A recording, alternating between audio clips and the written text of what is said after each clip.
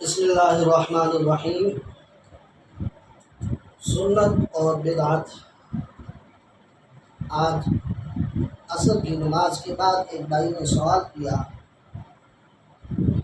کہ یہ جو کل 12 ربیع الاول ہے اس کے حوالے سے کچھ معلومات چاہیے۔ میں نے اس سے کہا جی ضرور، آئیے بیٹھے، تشریف رکھیں۔ اس نے سب سے پہلے مجھ سے یہی سوال کیا کہ یہ جشن عید میلاد النبی اس کی حقیقت کیا ہے۔ تو میں نے اس کے ذہن میں یہ بات بٹھاتے ہوئے اس سے عرض کیا کہ میرے بھائی دو باتیں ذہن میں رکھنا۔ ایک بات یہ ذہن میں رکھنا کہ بھائی میلاد النبی، اور دوسری یہ بات کہ جشن عید میلاد النبی دو چیزیں ہیں۔ ایک ہے عید میلاد النبی اور ایک ہے فقط میلاد النبی، یعنی رسول اللہ صلی اللہ علیہ وسلم کی ولادت باسعادت، ایک اس بات کی خوشی۔ دوسرا یہ ہے کہ اس دن کو عید سمجھ کر منانا ہے، اس کو جشن منانا ہے، ایک یہ بات ہے۔ جہاں تک تعلق ہے میلاد النبی کا،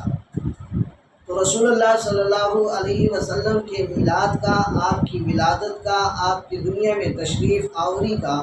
کوئی شخص انکاری نہیں ہے، کافر بھی انکاری نہیں ہے، منکر بھی انکاری نہیں ہے، یہاں تک کہ دنیا کی ہر مخلوق اس بات کا اقرار کرتی ہے کہ پاک پیغمبر محبوب خدا صلی اللہ علیہ وسلم کی ولادت باسعادت ہوئی۔ ماضی کے لوگ بھی، آپ سے قبل جتنے پیغمبر اور ان کی امتیں گزری، وہ بھی اس بات کے اقراری تھے، اور ان کو بھی یہ معلومات تھی کہ آخر الزمان نبی تشریف لائیں گے، ان کی ولادت ہوگی،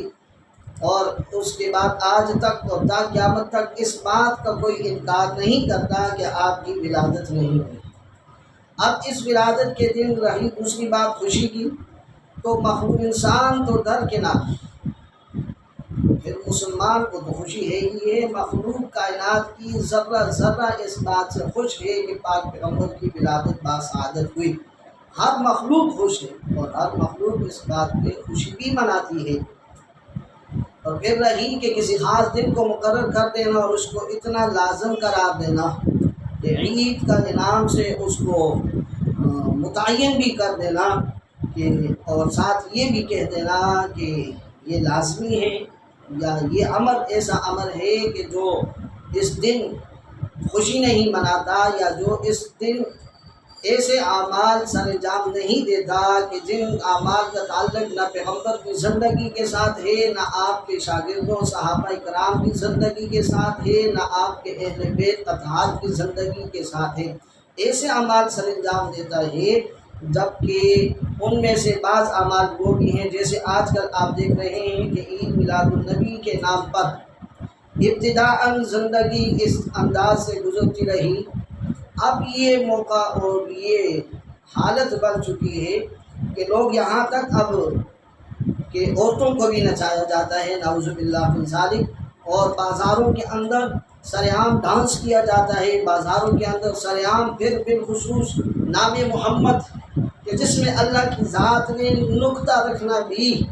کائنات کے لیے ایسے نام کا انتخاب کیا، ایسے پیغمبر کا انتخاب کیا کہ نہ جس کی سیرت میں کوئی نقطہ ہے، نہ جس کی صورت میں کوئی نقطہ ہے، نہ جس کے نام میں کوئی نقطہ ہے، محمد نام تجویز کیا آپ کے لیے، کتنا پیارا نام ہے۔ تو پھر آپ دیکھتے ہیں کہ یہاں پر ایک کام یہ کر دیا جاتا ہے کہ کیک کاٹا جاتا ہے باقاعدہ۔ پہلی بات تو یہ ہے کہ یہ دیکھیں، اس کو ہم عید میلاد النبی کو ہم دوسرا نام یہ بھی دے سکتے ہیں کہ برتھ ڈے، جیسے ہم اپنے معاشرے میں اس کو برتھ ڈے کہتے ہیں، ہیپی برتھ ڈے ایک دوسرے سے کیا جاتا ہے۔ تو یہاں ہم اپنے معاشرے میں جب کسی کا ہیپی برتھ ڈے مناتے ہیں تو اس دن ہم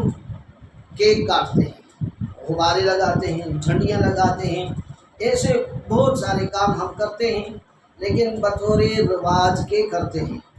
رواج سمجھ کر اگر کیا جائے کوئی بھی عمل جس کا دین سے تعلق نہ ہو، اگر وہ عمل ایسا ہے کہ اس کا دین سے تعلق بھی نہیں ہے اور اس عمل میں اللہ کی نافرمانی، پیغمبر کی نافرمانی اور سنت کی حقارت بھی اس میں نہیں ہے، اور کوئی رواجی خاندانی ایسا عمل ہے اگر اس کو کیا جاتا ہے، خوشی منائی جاتی ہے جس کے اندر دین کا نقصان نہ ہوتا ہو انسان کا، اور اس کو فقط رواج سمجھ کے کیا جاتا ہے، دین سمجھ کر کے نہیں کیا جاتا، ایسے عمل میں کرنے میں بھی کوئی قباحت نہیں ہے، تو پھر اس دن کیک کاٹا جاتا ہے، پھر اس کیک کے اوپر لکھا جاتا ہے محمد، نعوذ باللہ من ذالک، پھر اس کے اوپر چھری چلائی جاتی ہے اور پھر اس کے ٹکڑے ٹکڑے کیے جاتے ہیں۔ یہاں مولوی بھی بیٹھا ہوتا ہے، پگڑی والا بھی بیٹھا ہوتا ہے، داڑھی والا بھی بیٹھا ہوتا ہے، سنت کے اوپر لوگوں کو واعظ و نصیحت کرنے والا بھی بیٹھا ہوتا ہے۔ حیران ہوں میں ان لوگوں پر کہ کس طرح لوگوں کو کیا دین سمجھا رہے ہیں، کیا چیز سمجھائی جا رہی ہے۔ پاک پیغمبر نے تو ان چیزوں سے، حدیث میں آتے ہیں، امی عائشہ نے فرمایا کہ پاک پیغمبر کا فرمان ہے کہ ہر وہ کام جس کا مجھ سے، میرے دین سے کوئی تعلق نہ ہو، ایسے کام کو ہم رد کر دیں گے، ایسا کام مردود ہے، ایسے کام کا کوئی حیثیت نہیں، کوئی تعلق نہیں۔ آپ کسی کو دیکھیں گے، یہ 12 ربیع الاول کا دن تھوڑا سا غور فکر کرنے کی بات ہے۔ رسول اللہ صلی اللہ علیہ وسلم کی زندگی ہی کے اندر 63 دفعہ یہ دن آیا ہے، پھر آپ کے ساتھ صدیق اکبر کی زندگی میں بھی آیا ہے، پھر صدیق اکبر کے دور خلافت میں بھی آیا ہے، اور عمر فاروق کے دور خلافت میں بھی آیا ہے۔ پھر اس طرح پھر بعض لوگ یہ دلیل دیتے ہیں کہ بھائی ابو لہب نے اس کی آگ، پورا آگ کے اندر وہ جل گیا تھا، لیکن اس نے انگلی کا اشارہ کیا، اس انگلی کے اشارے کی وجہ سے اس کی انگلی نہیں جلی، باندی کو اس نے آزاد کر دیا پیغمبر کی ولادت کی خوشی میں، اس کی انگلی نہیں جلی، آگ نے اس کو نہیں جلایا کہ اس نے اس انگلی کے ساتھ پیغمبر کی ولادت کی خوشی میں باندی کی آزادی کی طرف اشارہ کیا تھا، لہٰذا خوشی اس بات کی علامت ہے، خوشی منانے والے کو آگ نہیں جلاتی۔ بابا یہ بات اپنے پاس سنبھال کے رکھو، جس شخص نے یہ خواب دیکھا تھا، جس وقت دیکھا تھا، جس حالت میں دیکھا تھا، اس وقت کو دیکھو، اس حالت کو دیکھو۔ پھر دوسری بات ہے کہ یہی ابو لہب تھا